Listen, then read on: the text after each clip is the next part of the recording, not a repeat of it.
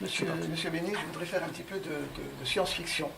Et ce n'est pas tout à fait de la science-fiction, parce que très souvent, la fiction rejoint la science.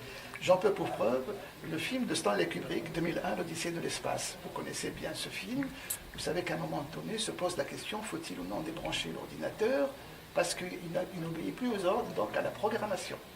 Et à ce moment-là, quand un des astronautes commence à débrancher l'ordinateur, on s'aperçoit que l'ordinateur a une conscience, c'est-à-dire qu'une intelligence artificielle pouvait, dans le film, avoir une conscience. Qu'en pensez-vous?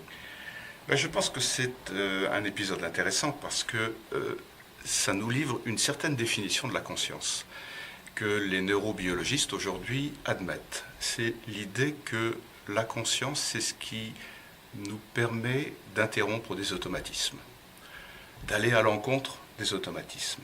C'est par là que nous sommes conscients.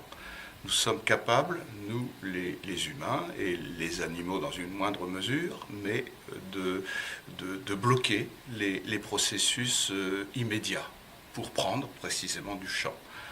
Et être conscient, c'est précisément être capable de distancier les choses.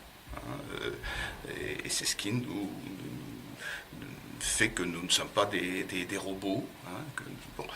Et ce qui est intéressant aussi, c'est que ce film, cet épisode que vous rapportez, pose la question aussi de l'intelligence. Qu'est-ce que c'est qu'un objet intelligent?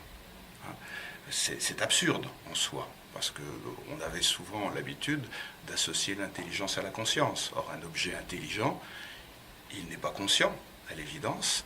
Simplement, il a un comportement qui révèle qu'il est capable de s'adapter et de réagir à des sollicitations. C'est ça, un objet intelligent.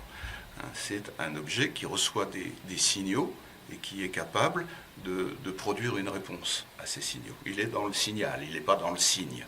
Alors que la conscience... Alors, toute la problématique qu'on rencontre aujourd'hui et qui me paraît menaçante pour quelque chose comme l'humain, c'est qu'on a de plus en plus tendance à réduire la notion de conscience et la notion d'intelligence au minimum. Et dans les sciences cognitives, par exemple, vous entendez des chercheurs, des roboticiens, par exemple, vous dire qu'ils sont capables de donner de la conscience à leur machine, parce que pour eux, la conscience, c'est simplement l'aptitude pour un dispositif à faire attention à soi. Une mouche est consciente, parce que si vous touchez la mouche, elle va se sauver, comme si elle était capable de faire la distinction entre soi et non-soi. Donc c'est un processus de préservation. C'est un processus de préservation et qui suppose l'aptitude à un certain dédoublement. Moi, pas moi. Donc si vous définissez la conscience minimalement de cette manière-là, vous pouvez admettre que la conscience, elle se répand dans pratiquement tout l'ordre du vivant. Au fond, un tournesol est conscient à sa manière. L'héliotropisme du tournesol révèle quelque chose comme une intuition qu'il y a un dehors et un dedans. Alors c'est ça, moi, qui me préoccupe, c'est que de plus en plus, on entend dire que on ne sait pas définir la conscience. On ne sait pas la définir, les philosophes n'ont jamais réussi à la définir correctement. Et donc, on s'attache à cette distinction à cette définition extrêmement minimale, qu'on applique ensuite allègrement dans le monde des machines. Et c'est ce qui vous explique qu'aujourd'hui, vous avez des villes intelligentes, vous avez des voitures intelligentes, vous avez des lunettes intelligentes, etc.